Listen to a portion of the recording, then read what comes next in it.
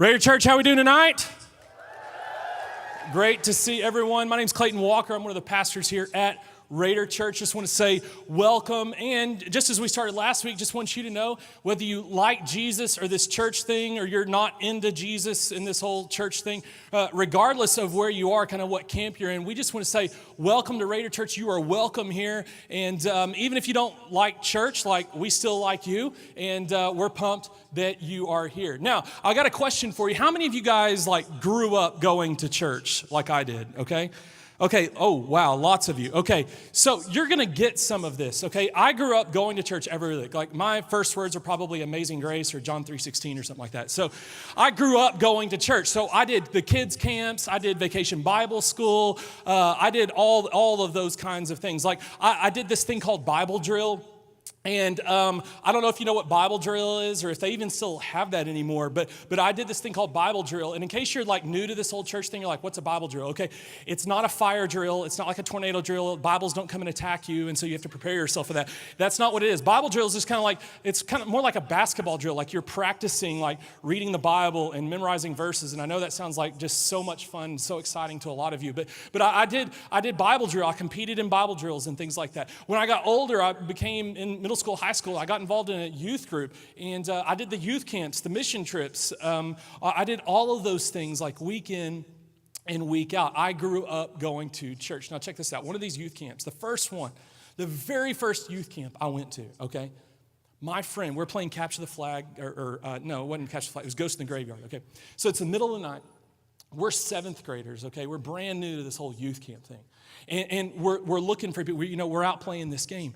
And all of a sudden, my friend, his name is Cole, he's like, man, something's dripping on me.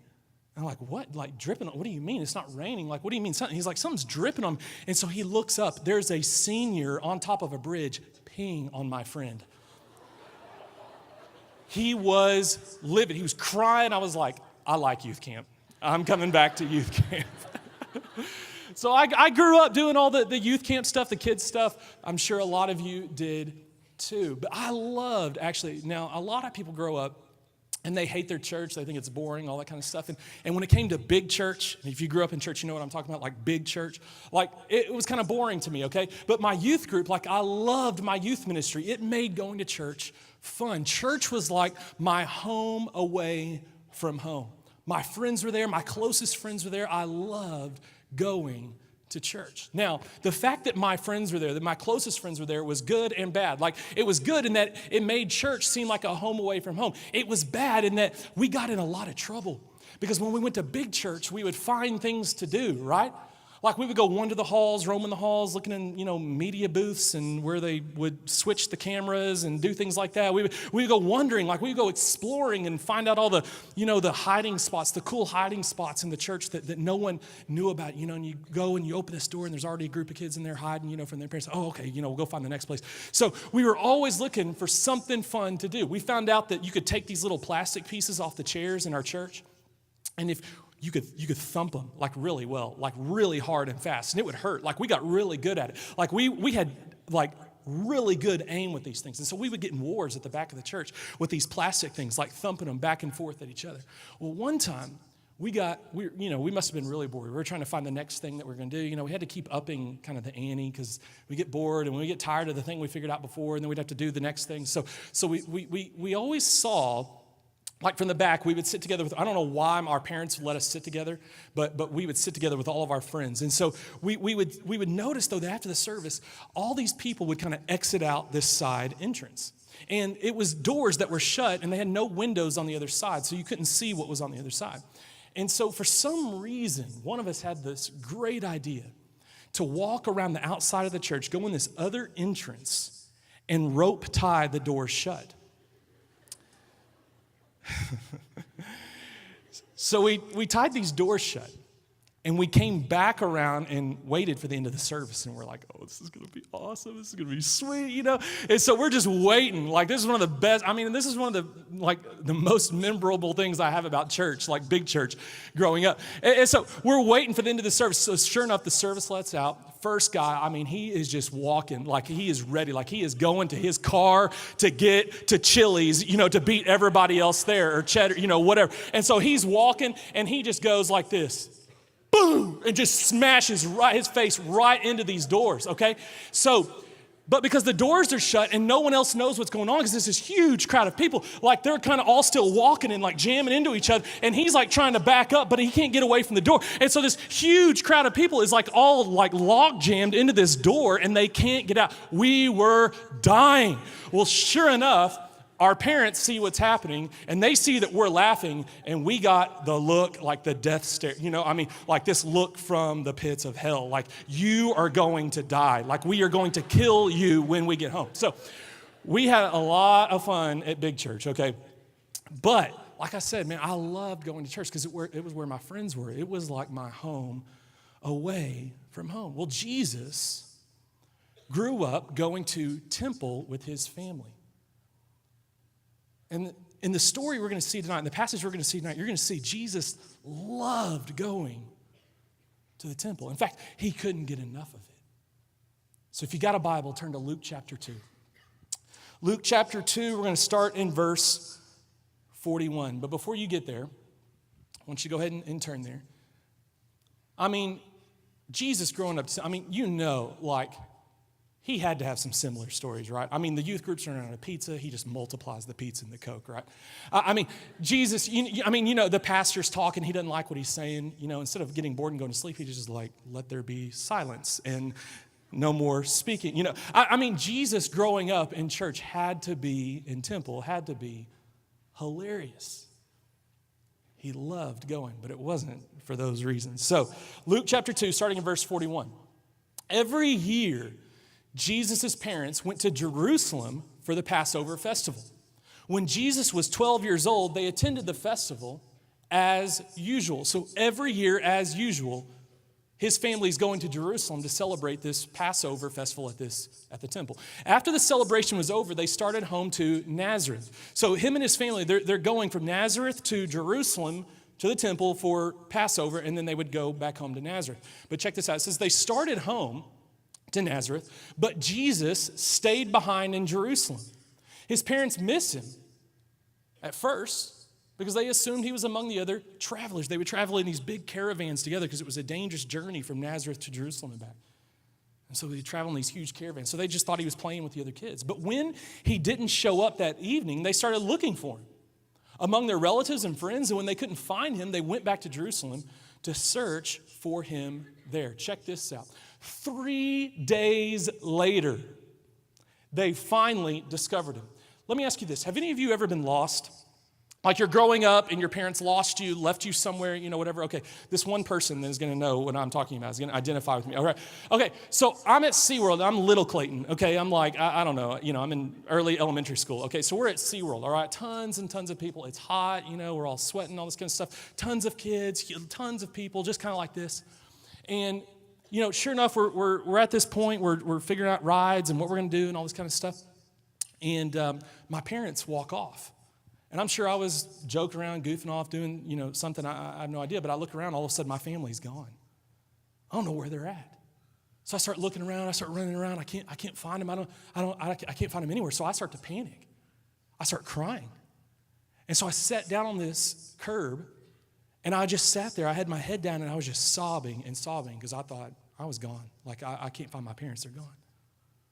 None of you are saying aw right now, and that really offends me that you don't care that I was lost from my parents. So anyways, so I'm just sitting there. I'm crying and crying and crying.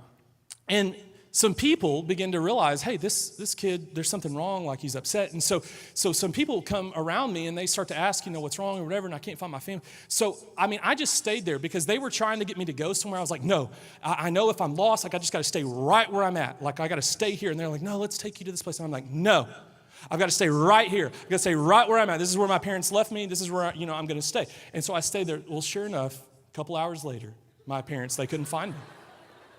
They came and found me at SeaWorld. Now, it's one thing, okay, for parents to lose their kid, right? Just a normal, everyday thing. Maybe not for most of them, okay? I'm a parent. I got 3 kids. I threaten my kids within an inch of their life. Stay with us. Stay with me. We were at the Tech game on Saturday, and we're walking through these huge crowds of people, and we brought our 2 sons with us. We didn't bring our daughter, Nixon. She's 2. It would have been miserable with her there. But we did bring our 2 sons. They're 8 and 5. And I mean, everywhere we went, I'm holding them by their hand. Like, I don't want them to get away from me in this huge crowd of people because I don't want them to get lost like I did at SeaWorld. So we're holding on to their hands, just taking them everywhere. But think about this. How do you lose the Son of God?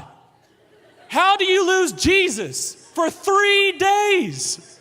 How is that even possible? He's the Son of God. Now, Jesus, he had to be the best at hide and seek, right? Like, if Jesus hides, you're not finding him, okay?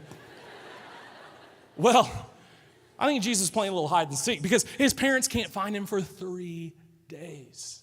3 days. They're looking for him. They can't find him. Check out where he was. Check out where Jesus was hiding. In the temple. He got him, didn't he? They never would have guessed it. He's hiding in the temple. Look what it says, though. He's sitting among the religious teachers, listening to them and asking questions.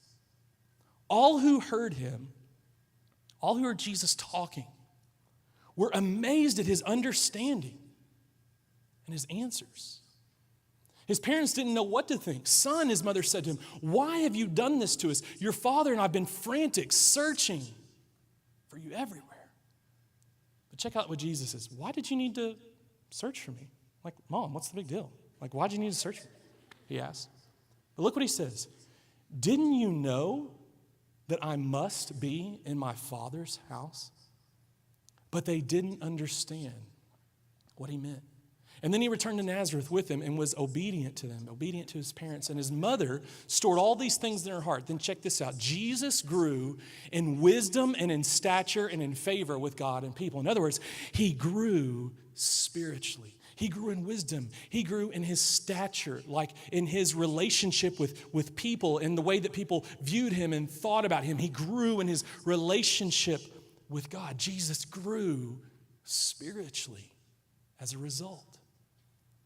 So there's a couple takeaways from this story that I want you to get. If you got a phone, you can write these down. You got something to write with, you can write these down. But a couple takeaways from this story. Number one, first takeaway is this, is that you need to consistently attend the house. You need to consistently attend the house. That's what Jesus and his family did, right? I mean, it says in the verses we just read that Jesus' family every year, as usual, would travel from Nazareth to Jerusalem for the Passover festival at the temple. Every year, as usual. In other words, they were devout Jews. Meaning, they weren't just consistently attending these annual gatherings and celebrations. They would have been consistent and disciplined in attending their weekly prayer gatherings, their weekly meeting times. Their daily, for a devout Jew, their daily prayer times that they would have just even on their own. They were devout. They would consistently, it says, as usual, attend this temple. They were consistent. What about you? Does that describe you? Like, are you consistently attending the house? And what I mean by the house is, today, I mean the church. Like, Jesus is talking about his Father's house in this passage. He's talking about the temple. That's where they would go to meet with God and to meet with other followers. That's where they would go.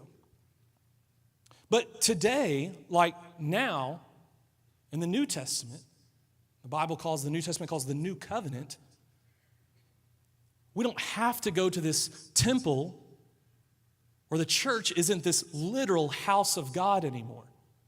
At least not the building itself. Like, we're in a meeting room. This isn't a literal house of God because of the building. No, this is a house of God because we're here. You're here. You see, the New Testament explains this idea of you and I being like a family.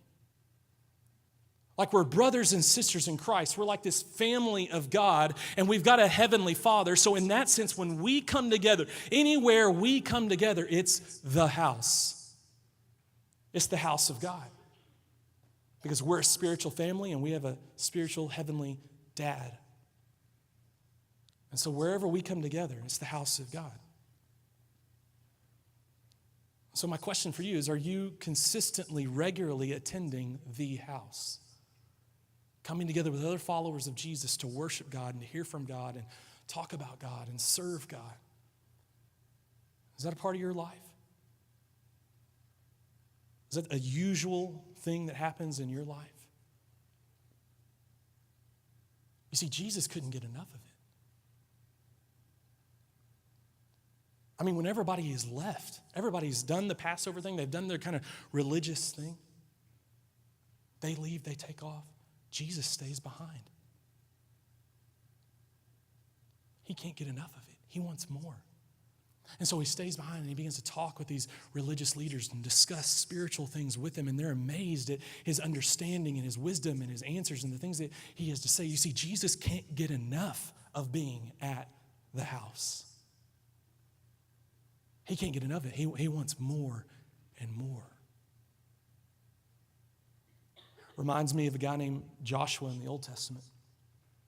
If you don't know who Joshua is, you have Moses who led the Israelites out of captivity from the Egyptians, and they wander around in a desert for a while, and Joshua is the one that ends up taking the Israelites, who leads them into the promised land. Well, Joshua was an assistant to Moses. He was like Moses' right-hand man. And it's so cool in Exodus 33. Moses goes into the tent of meeting, this tabernacle, to meet with God and to speak with him. And it says that when Moses would go into this tent, Moses would speak to God like face to face. It says in Exodus 33, whenever Moses would go into this temple, to the tabernacle at the time, and meet with God, this pillar of cloud would come down from heaven, would come upon the tabernacle. And Exodus 33 says that all of Israel would come out in front of their tent and they would just bow down and worship because of what they were seeing, because they knew Moses was in there talking with God. Well, it says towards the end of Exodus 33 that when Moses would leave the tent of meeting, his assistant Joshua would stay behind. He would stay behind. And every time I read that and I think about Joshua, like just watching this whole thing unfold. Moses going in, knowing he's speaking with God, seeing this pillar of cloud. I mean, he's right there. He's seeing the whole thing. He's experiencing the whole thing. And he's watching this and he's seeing this happen. He's seeing the presence of God come down in this place. And all I can picture Joshua's face is being like, what? What is this? This is so amazing. This is so incredible. And when Moses was done and he would leave, Joshua was just left standing there. He didn't want to leave. He wants more. He can't get enough of it. Jesus is the same way. He even tells his parents, why'd you have to look for him? Surely you would have known I must be in my Father's house. Like I have to be in there. I can't get enough of being in my Father's house. It's where I want to be. So it says in verse 52, as a result, Jesus grew in wisdom and stature and favor with God and people. Let me ask you a question. Do you want that to be true of you? Wouldn't you like that to be true of you, that you're growing in wisdom and in stature and in favor with God in your relationship with God and in favor with people in your relationships with people? I mean, don't you want that to be true of you? That you're growing spiritually? If you want that to be true of you, then like Jesus, like Joshua, you need to be regularly in the house. You need to consistently attend the house. Because when you do, you'll grow spiritually. And as you grow, you won't be able to get enough of it. You know, it's so cool. Last semester, and even as we've launched these first couple of weeks, how many of you guys have just come up to me and said, man, this is amazing. I love being here. I can't wait for next Tuesday. When we broke for the summer, man, I was sad. Like, I couldn't wait to get back here for this fall. I know some of you felt the same. I love being here. I can't get enough of it. And I hope you feel the same way. And if you don't, my hope is that God will change your heart. He'll give you a desire for himself, and you wouldn't be able to help but be here. Like, you're going to be here each and every week as usual, just like Jesus and his family. Second takeaway is this. We need to prioritize attending the house. We need to prioritize attending the house. You remember what they said they were amazed at Jesus for? Do you remember what they said? Like, Jesus is meeting with these teachers and these spiritual leaders, and he's having these conversations with them. It says they were amazed at Jesus. You remember what it was for? Oh, that's right. It was keg stands, wasn't it? They were amazed at Jesus because of the keg stands he could do. Oh, no, that wasn't it. That's not right. Man, what was it? Oh, it was because he was the best at Call of Duty, right? I mean, they couldn't believe how amazing Jesus was at playing Call of Duty. Wasn't that it? No, that wasn't it, was it? No. It was his Twitter followers, right? I mean, they couldn't believe how many followers Jesus had on Twitter. No, that wasn't it either. You see, we are concerned about worldly things.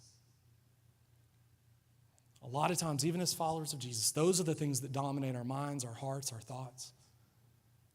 But what they were amazed at Jesus for was spiritual things. They were amazed at the conversations, the spiritual conversations that he was having, the wisdom that he had. They were amazed at him for spiritual things. And you see, what happens for most of us a lot of times is because we put more importance or value on worldly things and being known for worldly things, that we prioritize the things of this world over spiritual things.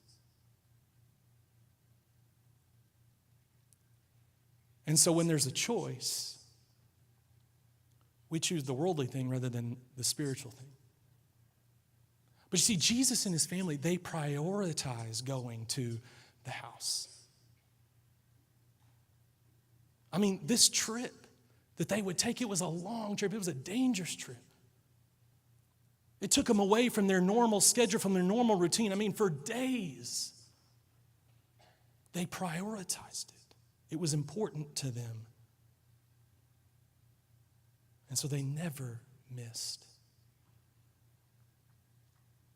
You know, this last spring, my son Levi played baseball, and he's gotten to an age and a size and everything where he's gotten pretty good. And he was hitting the ball like just really well this year and started feeling really, really well. And he started hitting some really great hits. And about midway through the season, like, he was hitting some home runs. Now, he's 8, so these are in the park, but he's hitting them to the fence. Well, the first home run that he hit this spring, he goes running around the bases, and I'm helping coach this team. I mean, I'm out on the infield, like, screaming, like, go, run, go. You know, I'm just screaming and yelling. He comes rounding around third base. I mean, I'm freaking out. Like, I'm running, like his team's in the dugout, you know, but I'm running to home plate. Like, and he comes running around, and he hits home plate, and he comes running to me, and it's this perfect, like, dad-son moment. He comes running from home plate. He jumps up into my arms, and I catch him and just hug him. There you go. But it really was. It was this perfect moment. And he hit several more after that, but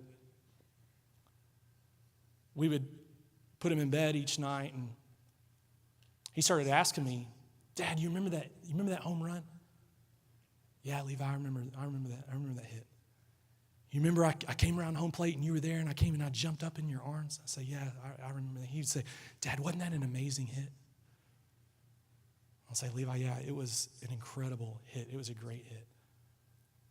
But I began to notice he kept asking me about it, like night after night. Dad, you remember that hit? Wasn't that so cool? I started thinking, yeah, it was cool. But I began to think, you know, he's asking me for praise in something That's cool. It's not good or bad. It's a good thing, but it's not the best thing. Like, it's not what's most important. And so I began to get a little concerned, like that he wants praise from me for a worldly thing, which is great. It's fine. Again, I'm not saying there's anything wrong with this. I want to encourage him in those things too. But I begin to feel like God's saying, hey, Clayton, do you only want him to have encouragement from you for worldly things? And so the next time Levi asked about the hit, I said, Levi, yeah, that was amazing. It was great. But here's what I want you to know. What is most important? Like, if I could be proud of you for anything in the entire world, like for just one thing, if it was one thing, do you know what the one thing that I would want to be the most proud of you for? Like that it would excite me even more than the home run? He's like, what, Dad? And I said, that you would follow Jesus with all of your heart. That you would serve Jesus. That you'd love him. That's what I'm most excited about. I'm excited about the home runs. I'm excited that you're good at baseball or that you get this grade but I'm most excited about the spiritual things in your life. And so now every once in a while when we're going to bed, if we're talking about things, whatever, I'll say, yeah, it's great. I'll encourage him, whatever. I'll say, but Levi, remember, what's most important? He'll say, my relationship with Jesus. And I say, yep, that's exactly right. Because see, worldly things, they're fine. But it's not what's most important. And so I want Levi to know that in our house, we prioritize our relationship with Jesus above everything. Above baseball, above money, above jobs, schedules, school, everything. Jesus is most important. And so if something conflicts with Jesus or my kid's spiritual growth, sorry, we're not going to do that thing, that activity. Because what's most important is my kid's relationship with Jesus. You see, Jesus and his family, they prioritized attending the house. They went on this long trip. It was dangerous. It took them away from their normal schedule. Like they had to put their jobs and their life and everything on hold in order to go to this annual celebration for Passover. And like they're taking this long journey to Jerusalem. I mean, the kids in the group, what they had to be asking, right? Are we there yet?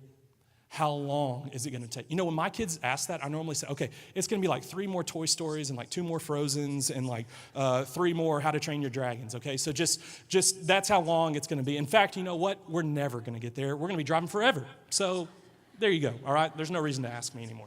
So, but kids had to be asking, Dad, Mom, Dad, how much longer, how much further? We've been walking forever. But then the next question they had to ask. Right? Why are we doing this? Why are we walking from Nazareth to Jerusalem? After it was over, Mom, Dad, why are we walking back to Nazareth? Why are we going on this long journey just for this celebration? Like, why do we have to do this every year?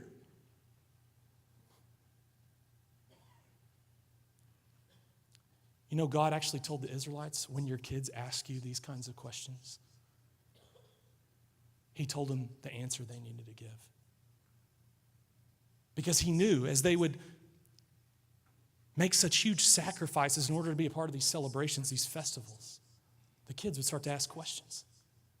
They would start to ask, why are we doing this? And he would tell the parents, you need to be ready to give them an answer. And so the parents would say, son, the reason why we're going to Jerusalem for Passover is to celebrate that God's judgment that we deserved passed over us when God saw the blood of the Lamb that was shed over our doorpost in our place. His judgment passed over us. We deserved it. But the blood of the Lamb saved us. And so we go each year to celebrate that God rescued us from slavery through the blood of the Lamb. Sound familiar?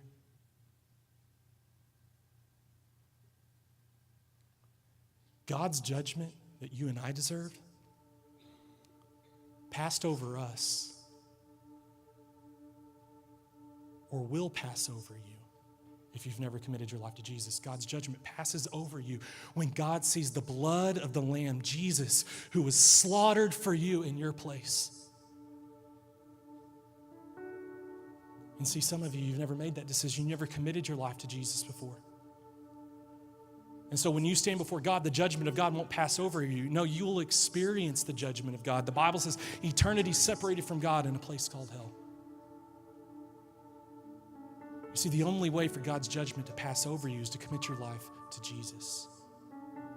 The Bible says when you make that decision, the blood of the Lamb, Jesus, that was shed for you, will cover your sin. And God's judgment will pass over you. See, a lot of people think, well, I've been a good person. I go to church, whatever. I've been good enough. Listen, the Bible says good people don't go to heaven. Forgiven people do. You're forgiven of your sin when you commit your life to follow Jesus. Not when you've been good enough. Not when you've been to church enough times. And not even because you grew up going to church week in and week out. That's not going to save you. You're saved when the blood of the Lamb covers your sin. Some of you here tonight, you need to commit your life to Jesus for the first time. If that's you, I want to challenge you to drop by our Next Step Center after the service. We've got a team there that wants to know about that decision, pray with you, and help point you in the right direction and what next steps to take from here.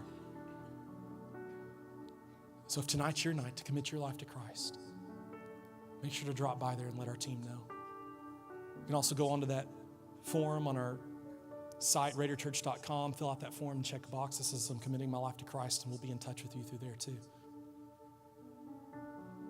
But you see, this is why we prioritize coming to the house. It's not to be religious. It's not in order to be right with God. We don't prioritize coming here, coming to the house, coming together as the family of God. We don't prioritize that to be right with God. We do it because we're right with God. We do it to celebrate that God's judgment passed over us because of what Jesus has done for us. That's why we come to the house. It's a celebration of what Jesus has done for us.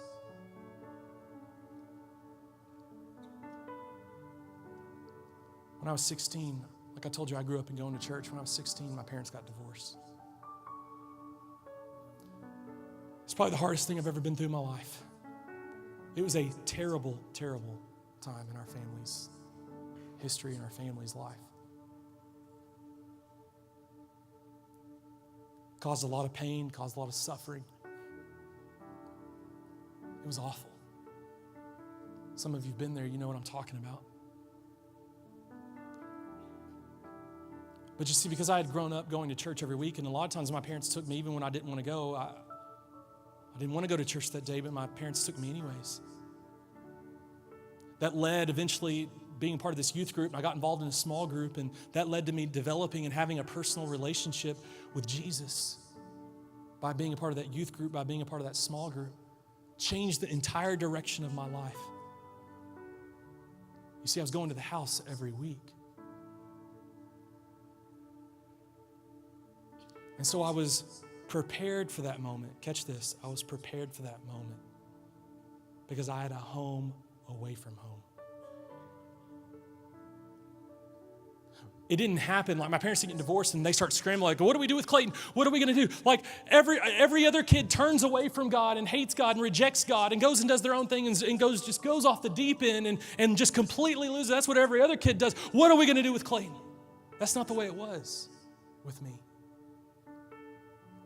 You see, I was prepared for that moment because my house, my family consistently attended the house. We prioritized attending the house. And so I was prepared for that moment because I had a home away from home.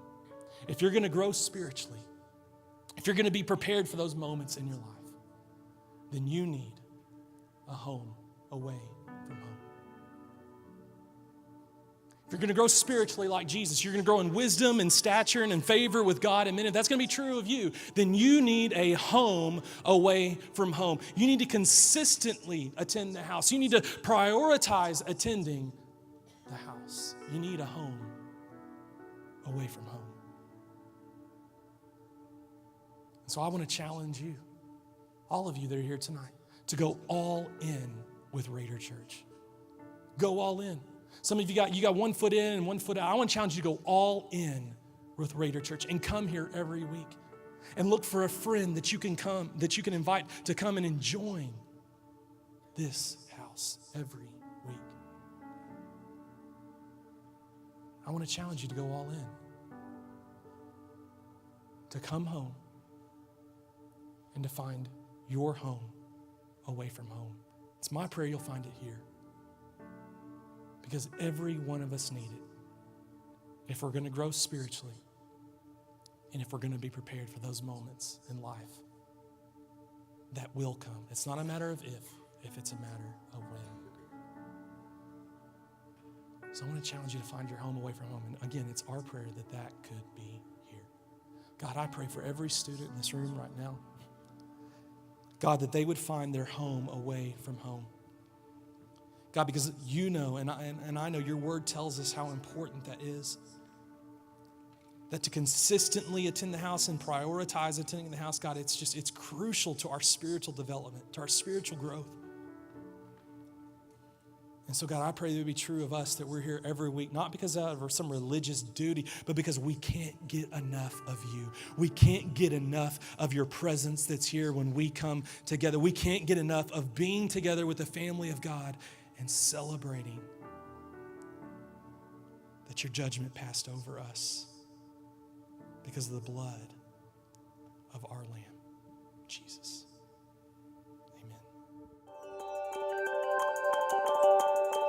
Amen. Thanks for checking out one of our messages today. For more information about our church or to watch other messages, you can go to our website at experiencelifenow.com. Let us know if we can serve you in any way, and we hope to see you real soon.